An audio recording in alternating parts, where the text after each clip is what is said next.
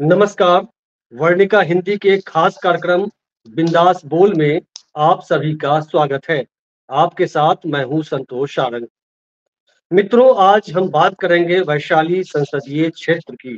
वैशाली के की जो ऐतिहासिक जो पृष्ठभूमि है, जो सांस्कृतिक और राजनीतिक जो महत्व है, उस पर एक विहंगम दृष्टि डालेंगे। वैशाली वो ऐतिहासिक और पवित्र स्थली है जहां से लोकतंत्र की पहली किरण पूरी दुनिया में फैली। यह लिच्छवी गणराज्य की राजधानी थी। यह ऐतिहासिक स्थल जहां भगवान महावीर का जन्म हुआ था और भगवान बुद्ध की कर्मस्थली है। वैशाली का ऐतिहासिक महत्व तो है ही, इसका सांस्कृतिक और राजनीतिक महत्व भी है। वैशाली की नगर वधु नाम का एक प्रसिद्ध उपन्यास है जिसे आचार्य चतुर सेन शास्त्री ने लिखा था। वैशाली की नगर वधु यानी राजनर्तकी, जिसका नाम आम्रपाली था, वो काफी सुंदर थी और उसकी सुंदरता की चर्चा दूर तक थी। आज इसी वैशाली की हम चर्चा करेंगे जहां से एक ऐसी शख्सियत लोकसभा तक पहुंची जो एक महत्वाकांक्षी योजना मनरेगा के शिल्पकार के रूप में ख्यात हुए। हम बात कर रहे हैं रघुवंश प्रसाद सिंह की। वैशाली का जो संसदीय इतिहास है और रघुवंश प्रसाद सिंह का जो राजनीतिक कैरियर है, उस पे बात करेंगे। हमारे साथ आज फिर राजनीतिक विश्लेषक डॉक्टर निशिंत किंजल साहब हैं। सर, सबसे पहले वर्णिका के इस मंच पर आपका बहुत बहुत स्वागत है सर। Thank you. पहला सवाल तो यही कि रघुवंश प्रसाद सिंह भारतीय राजनीति के एक ऐसे कद्दावर नेता रहे हैं जिनकी सादगी के सभी कायल थे, और जिस दौर में नेता कुर्सी के लिए और स्वार्थ के लिए पार्टियां बदल देते हैं, वे राजद के साथ 3 दशक तक लगभग 32 साल तक जुड़े रहे।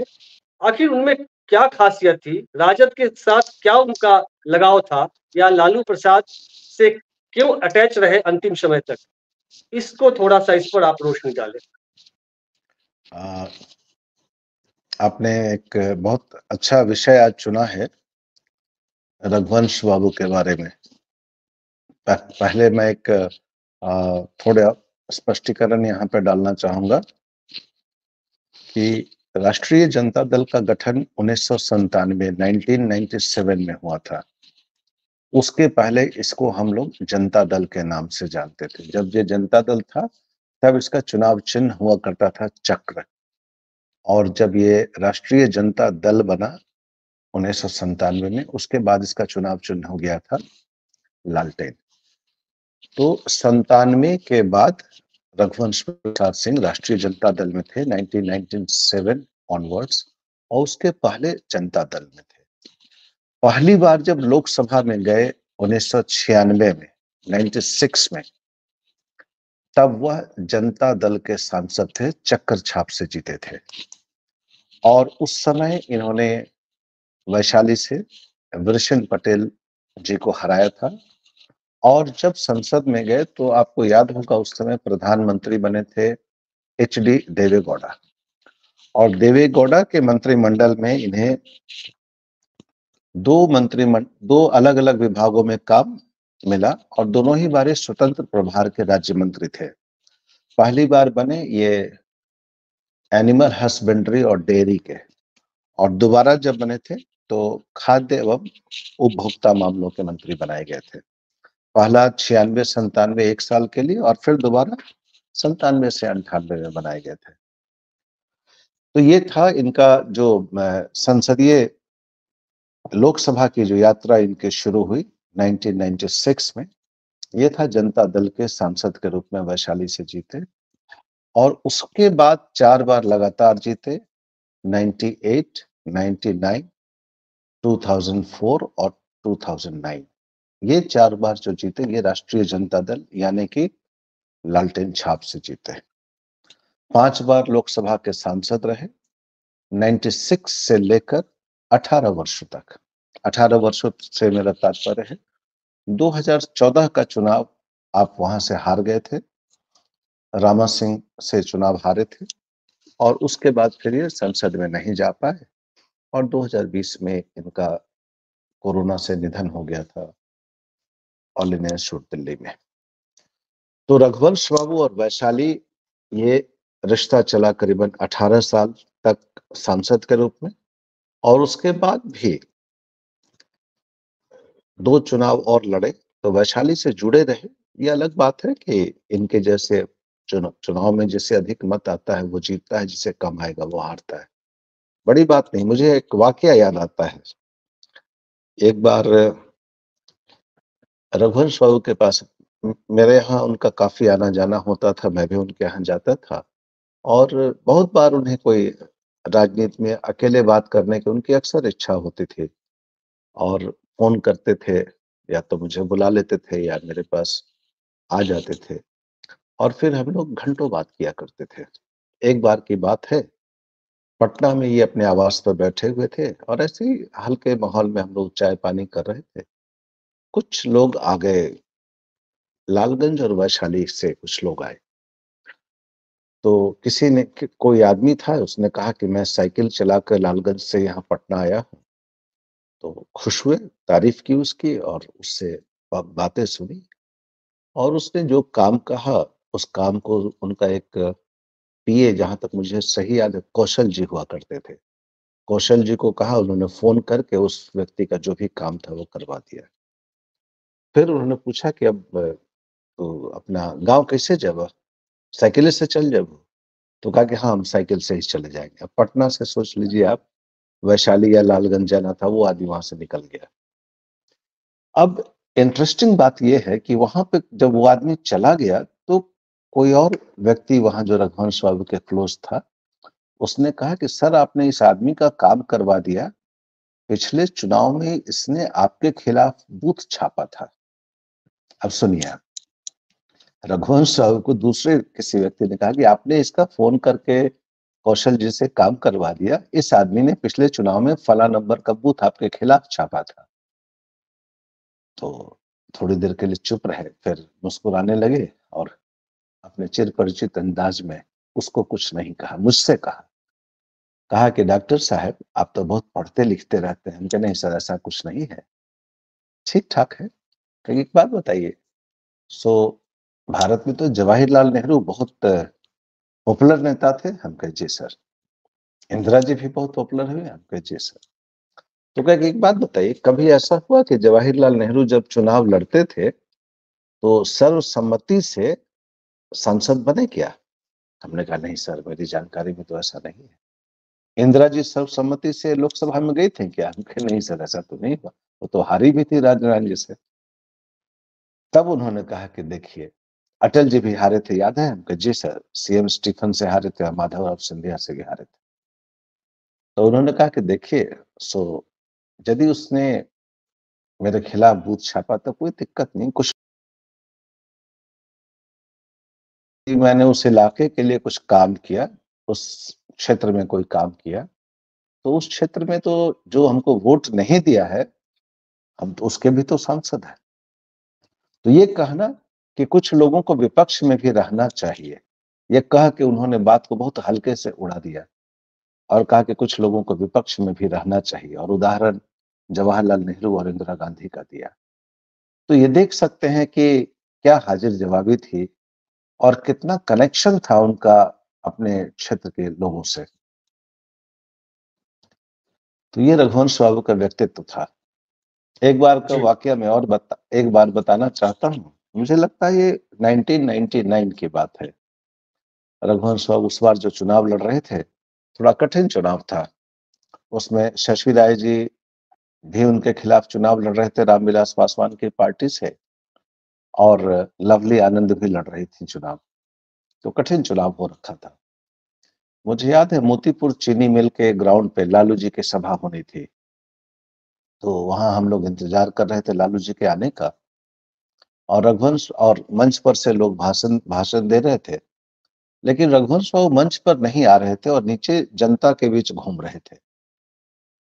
तो ऊपर से जो अध्यक्ष थे प्रखंड के, मुझे जहाँ तक याद है वो राम इकबाल राय जी थे, उन्होंने हमसे रिक्वेस्ट किया कि डॉक्टर साहब रघुवंश साहब को मंच पर ले आए तो बड़ा अच्छा रहेगा। हम गए इनके पास, हमने कहा सर मंच पर चला न जाए।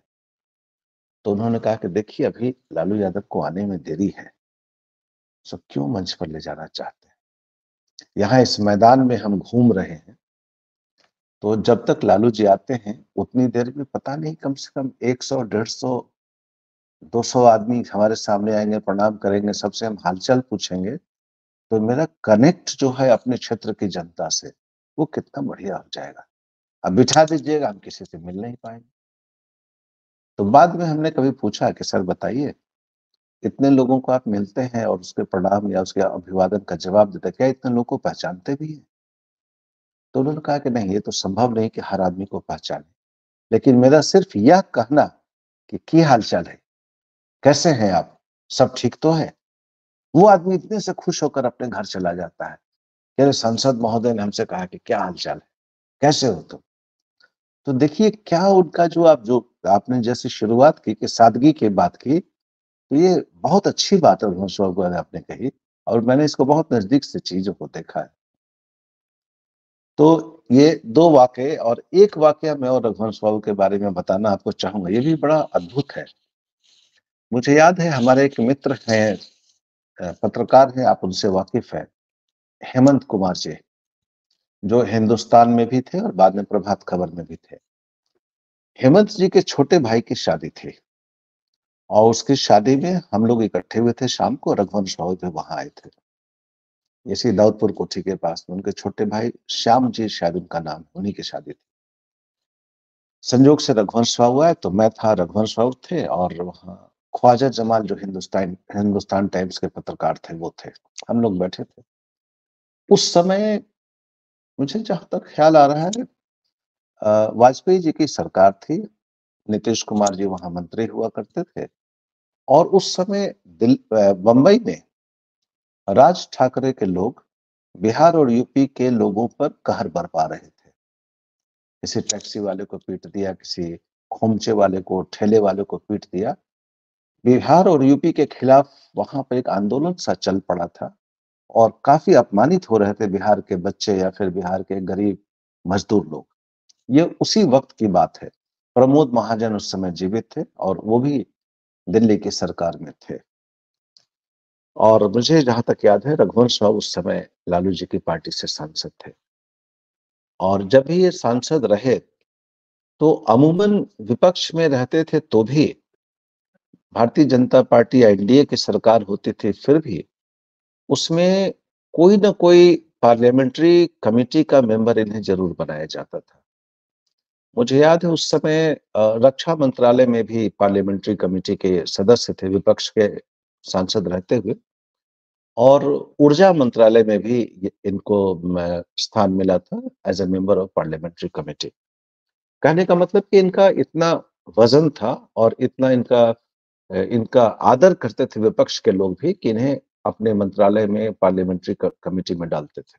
खैर, तो अब बात क्या चली ये देखिए, ये बैठे थे वहां पर, तो मैंने ही ये बात शुरू की। मैंने कहा सर एक बात बताइए, अब मैं बहुत उस समय आक्रोश में आ जाता था जब मैं देखता था कि हमारे बिहार के बच्चों पर वहां जुल्म हो रहा है, और वो जो वीडियो में देखता था टेलीविजन पर, अंदर से मन दुखी हो जाता था। कई दफा इच्छा हुई कि मैं कोई आंदोलन खड़ा करता हूँ कि तो महाराष्ट्र में बनने वाली चीजों का बायकॉट करे या कुछ भी इस प्रकार का। यानी तो हमने रघुवंश साहब से कहा कि सर बताइए, हमारे यहाँ के बच्चे बम्बई में पीटे जा रहे हैं, अपमानित किए जा रहे हैं, और आप लोग संसद में चुपचाप बैठे देख रहे हैं। नीतीश कुमार जी शायद रेल मंत्री थे या भूतल परिवहन मंत्री थे। जो भी बिहार के सांसद लोग हैं, आप लोग एक होके क्यों नहीं कहते हैं अटल बिहारी वाजपेयी जी को कि वहाँ शिवसेना के साथ उनका गठबंधन था, शिवसेना सरकार में शामिल थी। क्यों नहीं आप कहते हैं कि इन चीज़ों पर रोक लगाया जाए? तो ये बात सुन ही रहे थे। उन्होंने जो जवाब देना था दिया। इसके बाद मैंने एक बात और रखा उनके सामने। तो उन्होंने कहा कि वहाँ लोग कहते हैं कि बिहार आपका पिछड़ा हुआ इसलिए यहाँ आते हैं। लड़के लोग काम की तलाश में आते हैं। तो मैंने अगला सवाल उनसे किया कि सर 1947 में जब भारत आजाद हुआ, बिहार भी उसी समय आजाद हुआ, उत्तर प्रदेश भी उसी समय आजाद हुआ, महाराष्ट्र भी, महाराष्ट्र और गुजरात तो उस समय एक ही था। ये सभी प्रदेश उसी समय आजाद हुए और जहां तक हम लोगों ने पढ़ा है, बिहार उस समय बहुत अच्छे ढंग से प्रशासित राज्यों में से गिना जाता था आजादी के समय में। तो क्या वजह हो गई कि 47 में एक साथ सारे राज्य आजाद हुए और बिहार पिछड़ गया, कर्नाटक बढ़ गया, मद्रास बढ़ गया, आप कह लें महाराष्ट्र बढ़ गया, गुजरात बढ़ गया, आंध्र बढ़ गया, हमारा बिहार और यूपी कैसे पिछड़ गया? हमने पूछा उनसे, क्यों पिछड़ गया? आजादी तो सबको एक साथ मिली, हम कैसे पिछड़ गए?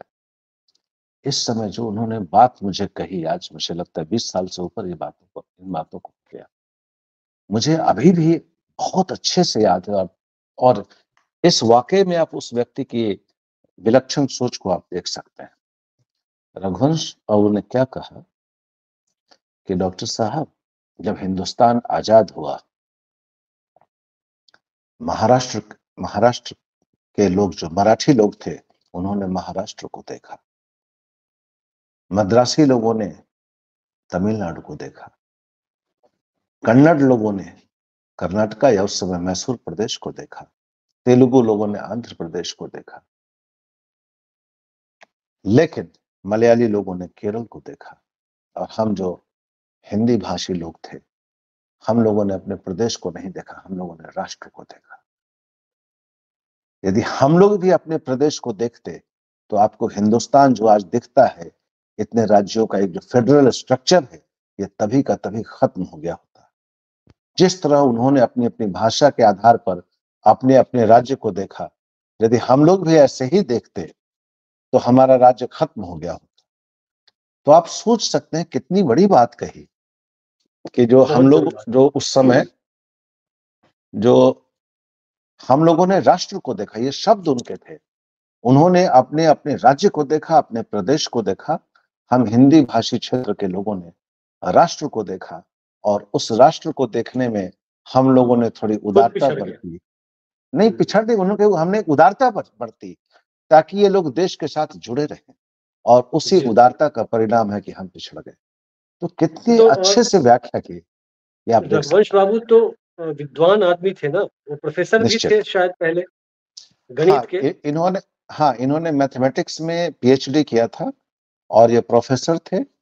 और इनके पुराने मित्रों में से डॉक्टर रामचंद्र पूर्वे आते हैं। ये लोग एक ही कॉलेज में प्रोफेसर थे सीतामढ़ी जिले में।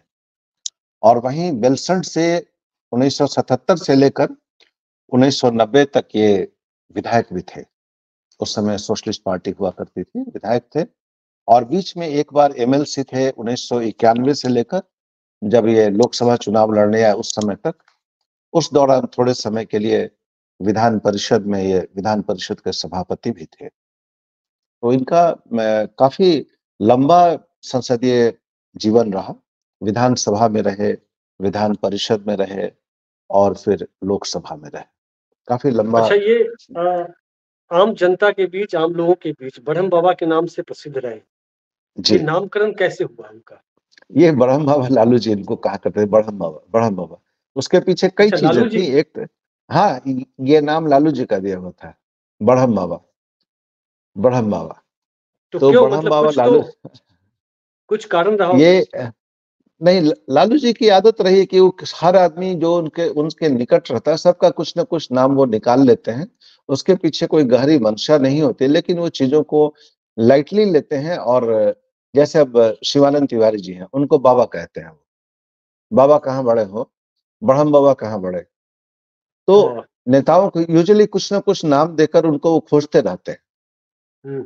जॉर्ज साहब को कहते थे, हमारा इंटरनेशनल नेता कहते थे जॉर्ज साहब को वो। और भी बहुत से लोग हैं, अलग अलग नाम डालते थे लालू जी, उसमें मैं नहीं जानना चाहता हूँ। लेकिन बड़ा इंटरेस्टिंग है उनका मंशा। लालू जी का मंशा कभी भी किसी को अपमानित करने का नहीं रहता था। वो एक विनोदी स्वभाव के व्यक्ति हैं, तो ऐसे ही बोलते रहते हैं। और उन्होंने ब्रह्म बाबा नाम उन्हीं का रखा हुआ था, जहां तक मेरी जानकारी। जी जी। रघुवंश प्रसाद सिंह, मुझे लगता है कि बिरले ऐसे एकमात्र नेता रहे होंगे जो अपनी पार्टी में रहकर पार्टी के सुप्रीमो के सामने पार्टी की आलोचना करते थे। इसके बावजूद पार्टी उन्होंने छोड़ी नहीं, अंतिम समय तक विकट परिस्थिति में भी लालू प्रसाद के साथ रहे। उनमें लेकिन एक चीज अंतिम समय में कुछ नाराजगी रही, तो और इस पर नाराजगी आपकी हम मैं बताता हूँ उसमें असल पूछिए तो नाराजगी शब्द नहीं कह सकते हैं। उनका एक चीज बराबर से कहना होता था। कहते थे कि देखिए सो कभी कभार कहते थे, हम लोग पूछते थे कि सर क्या है, कुछ कभी आप कुछ कहते हैं लालू जी पालन करते नहीं कहते, क्या माजरा क्या है। तो वो कहते थे कि देखिए सो लालू जी को कुछ करना होता है, यदि उनको कुछ करने की उन्होंने ठान ली है कि ये काम करना है, तो वो हम लोगों से नहीं पूछते हैं, कर लेते हैं। और जहां उनको मालूम है हम लोगों से कुछ विरोध की संभावना है, तो बात सामने नहीं लाएंगे, वो सीधे निर्णय ले लेंगे। ये उनका कहना था। दूसरी बात उन्होंने कही कि यदि कोई बात उनको नहीं लागू करना है, उनके मन में है कि ये काम छोड़ दिया जाए, या वो चाहते हैं कि ये काम, ये प्रस्ताव आ गया है लेकिन ये काम उनको नहीं करने की इच्छा है, वहां पर वो पूछेंगे कि बढ़म बाबा ये काम ठीक रहेगा। तो जब उस बात को दो चार लोगों से पूछते थे तो मालूम था कि लोग उसके कुछ बात पक्ष में कुछ बात विपक्ष में बोलेंगे, तो जो बात विपक्ष में बोलेंगे उन बातों को पकड़ के उसी के सहारे उस चीज को छोड़ देते थे। तय पहले ही कर लेते थे कि ये काम नहीं करना है, लेकिन छोड़ने का ये बहाना हो जाता था कि नहीं नहीं ब्रह्म बाबा कह रहे हैं इसमें ये खराबी इसलिए रोक दो, या फला ऐसे मत। तो ये उनका कहना था और ये मुझे अच्छी तरह से याद है। वो कहते थे कि उनको कुछ करना होता है तो नहीं पूछते हैं, और कुछ नहीं करना होगा तो जरूर एक आध बार पूछ लेंगे, तो स्वाभाविक है। चार अच्छाई हम गिनाएंगे, दो बुराई गिना देंगे, वो बुराई जो गिनाएंगे उसको पकड़ लेंगे और कहेंगे कि आपने बुराई कहा था, ये बात कहा था, इसलिए आपकी बात हमने मान ली। ये बात वो कहते थे, जरूर कहते थे। तो जी, उनका उनका कहना, और दूसरी बात एक और वो कहते थे कि देखिए सो कोई भी नेता होता है उसका एक स्वजातीय प्रेम होता है। तो लालू जी का यदि अपने जाति के लोगों के प्रति प्रेम है तो इसमें कोई आश्चर्य की बात नहीं है। उन्होंने इस बात को कहा कि स्वजातीय प्रेम होता है, और वहां मैं उसके बीच में मैं पढ़ना भी नहीं चाहता। उनको बाद के समय में एक वक्त आया जब उनके क्षेत्र से कई विधायक हो गए जो कि रघुवंश बाबू के जाति से आते थे, मीन्स राजपूत जाति से आते थे। कुछ लोग अभी भी विधायक हैं। और कुछ ऐसा वाकया हुआ कि विधानसभा में रघुवंश बाबू के जाति के विधायक जीत गए और यादव समाज के लोग हार गए, जैसे रामविचार राय जी, मिथिलेश राय जी, शशि राय, ये लोग चुनाव हार गए और ये सब के सब राजपूत विधायकों से हारे। तो वहां एक माहौल सा बना, एक नैरेटिव वहां बना कि रघुवंश बाबू लोकसभा चुनाव में हमारा वोट तो ले लेते हैं, राजपूतों का भी वोट मिलता है और यादव का भी वोट मिलता है, और ये जब विधानसभा का चुनाव आता है तो उस समय इनके कहने से कोई राजपूत वोट हमें तो नहीं मिलता, वो राजपूत को मिलता है। और इन पर ये आरोप लगाते रहे, ये जो यादव समाज के जो विधायक लोग जीतते थे, वो डायरेक्टली या इनडायरेक्टली जब ये हार जाते थे तब आरोप लगाते थे कि रघुवंश साहू आपने राजपूत विधायकों की मदद की। ये आरोप उन पर ये लोग लगाते थे। अब इसमें क्या सच्चाई है नहीं सच्चाई है इसके तह में यहाँ जाना मुनासिब नहीं है, लेकिन ये आरोप लगता था और इससे वो व्यथित रहते थे, दुखी रहते थे, और इस पर लेकिन काफी विस्तार से मेरे से चर्चाएं भी होती थी। तो जी, यहाँ पर लालू जी से डिफरेंस का थोड़ा सा मसला जरूर बनता था। नहीं, लेकिन वैशाली संसदीय क्षेत्र से क्षेत्र पर कब्जा आज तक सवर्णों का ही रहा है। आज तक कोई यहाँ से हाँ जीतकर ये बहुजन समाज से कोई सांसद नहीं बना। हाँ एक तो हाँ ये ये, बात सही है। दूसरा कि अ, जो ऐतिहासिक ये सीट है, जहाँ से हम्म रघुवंश बाबू जैसे विद्वान जीत कर गए, उनके पहले हम्म भी साफ-सुथरी छवि के भी लोग गए। बाद के हाँ दिनों में बाहुबली रामा सिंह हो या हम्म फिर वीणा सिंह हो, जिस परिवार से आती हैं, जो राजनीतिक हम्म जो वर्चस्व है इन लोगों का जो रहा है, हम्म हम्म हम्म राजपूत बिरादरी से ये लोग भी हैं। हम्म। तो अंतिम समय में रघुवंश बाबू का हारना और उन्हीं की बिरादरी से फिर आगे बाहुबली का जीतना, ये वहाँ की देखिए जनता का क्या मिजाज बदला, कैसे बदला, क्यों? कारण क्या मैं रहा? मैं बत, मैं बताता हूँ, रघुवंश बाबू कभी भी अ, आक्रामक जातिवाद के नेता नहीं रहे। जैसे यदि राजपूत समाज की बात करेंगे, तो ये ज़रूर है कि राजपूत समाज में लोगों के बीच, युवाओं के बीच, बुजुर्गों के बीच काफ़ी पॉपुलर थे। लेकिन हर जाति में कुछ ऐसे नेता होते हैं, जो हर जाति में कुछ ऐसे नेता होते हैं, जिन्हें आक्रामक नेता के रूप में माना जाता है और कुछ लोग जिन्हें विद्वान के रूप में माना जाता है। जैसे आप देखेंगे कि जब राजपूत जाति के मतदाताओं की बात उठती है, तो जब रघुवंश बाबू और इनके खिलाफ लवली आनंद खड़ी थी 1999 में, तो राजपूत मतदाताओं का बड़ा वर्ग था, उन्होंने रघुवंश बाबू को वोट नहीं दिया। ये सब लोग लवली आनंद जी के साथ चले गए। कहते थे वो कि हमारे साथ तो हमारा जो बहुजन समाज है वही है। फिर यही 2014 में जब इनकी लड़ाई रामा सिंह जी से हुई, उस समय भी राजपूत समाज का जो मेजर वोट था वो रामा सिंह को चला गया, रघुवंश बाबू को नहीं गया। कहने का मतलब कि जो कुछ जातियां या कुछ समाज ऐसा है जो थोड़े मिलिटेंट या आक्रामक नेतृत्व को ज्यादा पसंद करते हैं, खास करके युवा वर्ग।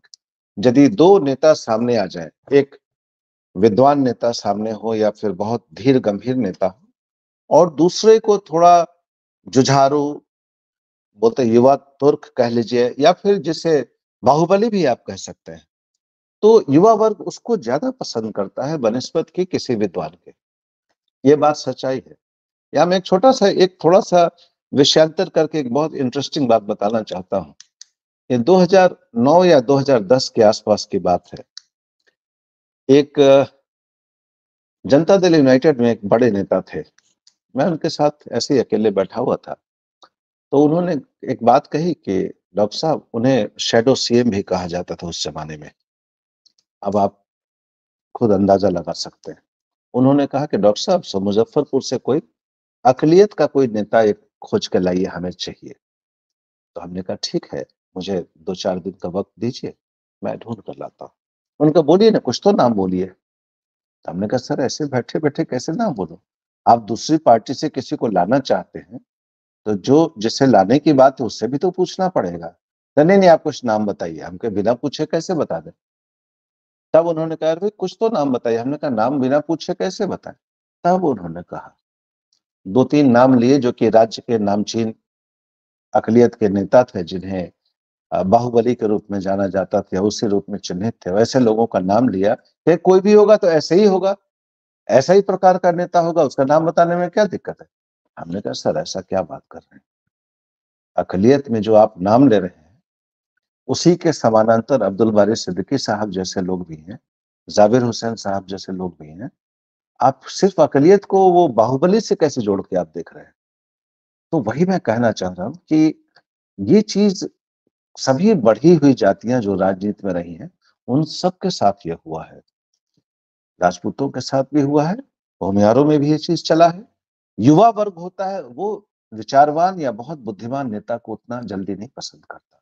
अब आप छोटी सी चीज जाएं, जैसे जब यादवों में जब चला था, लालू जी अचानक से आए, बहुत पॉपुलर हो गए। ऐसा नहीं, तो समय राम लखन सिंह यादव थे, मुंशीलाल राय जी थे, अनूप लाल यादव थे, विनायक यादव जी थे, बहुत से यादव में बड़े बड़े विचारवान नेता और भी थे, लेकिन लालू जी तुरंत पॉपुलर हो गए। तो वैसा रघुवंश बाबू के साथ भी था। तो रघुवंश बाबू पसंद तो किए जाते थे, लेकिन जब इनके सामने उसी तराजू में दूसरे पलड़े पर कोई बाहुबली आ गया या फिर युवा और थोड़ा गर्म मिजाज का आदमी आ गया, तो वहां इनके समाज के लोगों में अधिकतर लोगों ने इनको छोड़कर दूसरे को चुन लिया। जी। अ, ये मनरेगा जैसी अनोखी योजना क्या हाँ, रघुवंश प्रसाद सिंह की दिमाग की उपज थी, उनकी परिकल्पना थी, या ये कहीं और दूसरे देशों से या कहीं दूसरी जगह से इन्होंने वो लिया था और इम्प्लीमेंट जो किया, इसमें इनकी बड़ी भूमिका थी, बल्कि मनरेगा और रघुवंश प्रसाद सिंह एक दूसरे के पूरक बन गए। देखिए इसमें क्या आप मनरेगा, मानते हैं? हाँ मनरेगा जो, ये बात सही है कि जब ये लागू हुआ, यूपीए 1 यानी कि डॉक्टर मनमोहन सिंह जब प्रधानमंत्री थे उस समय, और रघुवंश बाबू उस समय ग्रामीण विकास मंत्री थे, उस समय ही ये लागू हुआ। तो स्वाभाविक है कि इस मनरेगा योजना को इनके नाम के साथ ही जोड़ के देखा जाता है। लेकिन सच्चाई ये भी है कि मनरेगा जैसी योजनाएं पहले से दूसरे देशों में भी चल रही थी अलग अलग नाम से, तो उनका अध्ययन करके तब इसको यहाँ भारत में लाया गया। और इसके पीछे सिर्फ रघुवंश बाबू का दिमाग नहीं था, इसके पीछे डॉक्टर मनमोहन सिंह का भी दिमाग लगा हुआ था, और ये सब लगाकर तब इस योजना को मूर्त रूप पहनाया गया था। उसमें मनमोहन सिंह जी का भी योगदान था। जी। वैशाली संसदीय क्षेत्र का अभी क्या गणित आप देख रहे हैं? क्या होगा इस बार हाँ, 24 का इलेक्शन जो है वैशाली में, आप कैसे देख रहे हैं? देखिए वैशाली में आमतौर पर एक बात नैरेटिव पहले से सेट हो गई कि ये राजपूत समाज का गढ़ है। फिर कभी-कभार एक आध बार कुछ, जैसे उषा सिंह जीत गई थी तो मंत्री भी बनी थी चंद्रशेखर जी के मंत्रिमंडल में। और नहीं तो किशोरी सिन्हा जीती थी, लवली आनंद भी जीते, शिवशरण सिंह जीते। तो वैशाली को भूमिहार और राजपूत इन दो समाज के बीच में बांटकर देखा गया। अधिकतर टाइम राजपूत लोग जीतते रहे।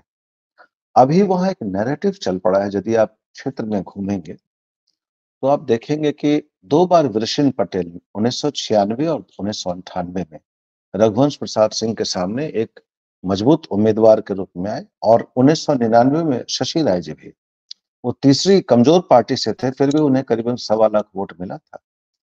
तो वैशाली में एक नैरेटिव चलता रहा है, जो क्योंकि वहाँ करीब-करीब हर विधानसभा में उस समय पिछड़ी जाति के विधायक, जब रघुवंश वो पहली बार सांसद बने, तो उस समय इनके 6 विधायक जो थे इनके विधानसभा क्षेत्रों में, उसमें से 3 यादव थे। साहेबगंज से रामविचार राय जी, मिथिलेश राय जी थे पारू से, और वरुराज से थे शशि कुमार राय जी। कांटी से मुफ्ती मोहम्मद कासिम मुसलमान, और योगेंद्र शाह जी थे जो वैश्य जाति से थे लालगंज से, और राजकिशोर सिंह थे कुर्मी जो कि वैशाली से थे। तो 6 के 6 गैर सवर्ण विधायक थे, और उस समय रघुवंश बाबू 96 में लोकसभा के सांसद बने। और एक समय आया 2005 के फरवरी के चुनाव में, जबकि इनके उस 6 में से 3 विधायक हो गए राजपूत समाज के और 3 विधायक हो गए भूमिहार समाज के। राजपूत समाज में बृजकिशोर सिंह जी थे भरवाज से, राजकुमार सिंह राजू जी थे साहेबगंज से, और अशोक सिंह जी थे पारू से। और भूमिहार विधायक हो गए कांटी से अजीत कुमार जी, मुन्ना शुक्ला जी हो गए लालगंज से, और वीना शाही जी थी वैशाली से। तो 3 भूमिहार और 3 राजपूत। ये जब हुआ उस समय वैशाली के अंदर में जो पिछड़ी जाति के नेता थे, खास करके यादवों में, यह आक्रोश काफी जोर से पनपा। ये कैसे हो गया कि 95 में हम 6 के 6 बहुजन समाज के विधायक थे, जब रघुवंश बाबू को हम लोगों ने जिताकर संसद में भेजा, और अभी 10 साल भी नहीं हुआ है, 6 की जगह पर 6 के 6 सवर्ण कैसे हो गए? ये बात बहुत जोर से चली वहां वैशाली इनके लोकसभा क्षेत्र में। और ये नैरेटिव जो चलने लगा, इसका नुकसान कहीं न कहीं रघुवंश बाबू जो 2014 में चुनाव हारे, उसके पीछे इस नैरेटिव का भी एक बड़ा हाथ रहा है। अभी जो वहाँ चल रहा है, जो मेरी थोड़ी बहुत जानकारी है, या मैं लोगों से जो मिलता-जुलता रहता हूँ, वहाँ बहुत एक माइंडसेट बना हुआ है पिछड़ी जाति के नेताओं में कि हम हारे या जीते, हमें लोकसभा का उम्मीदवार हमारा अपना होना चाहिए। ऐसा तो नहीं कौन कि हम हो? हर बार जीतते हैं। हाँ, ये बात वहाँ से चल रहा है कि हमारा हम्म। उम्मीदवार हमारा होना चाहिए, वो यादव हो या जो भी हो, हमें हमें हमारा उम्मीदवार चाहिए। ये बात वहाँ पर चल रही है। एक वर्ग ऐसा भी है जिसने वहाँ से जाकर तेजस्वी यादव को कहा कि आप चलिए और वैशाली से चुनाव लड़िए। अब ये बात अलग है, ये जो राष्ट्रीय जनता दल का नेतृत्व है उनको तय करना है क्या करेंगे नहीं करेंगे, लेकिन वैशाली में ये चीजें चल रही हैं। वहां पर काफी एक एक अंडर करंट सा है। तो इतना कहना इतना आसान नहीं होगा कि क्या चुनाव में होगा। दूसरा एक महत्वपूर्ण पहलू वैशाली के साथ जुड़ा हुआ है। वीणा देवी जी जो कि विधान पार्षद दिनेश सिंह जी की पत्नी है, वो अभी की वहां लोकसभा सांसद हैं। अब वो लोजपा से जीत कर गई थी, लेकिन बाद के समय में चिराग पासवान से जब पार्टी अलग हुई, पशुपति पारस जी उनके साथ चली गई थी। तो ये बात वहां काफी तेजी से चल रही है कि चिराग पासवान जी उन लोगों को टिकट नहीं देना चाहते जो उन्हें छोड़कर पशुपति पारस जी के साथ चले गए थे। तो ये फैक्ट वीणा देवी जी के खिलाफ चल रहा है।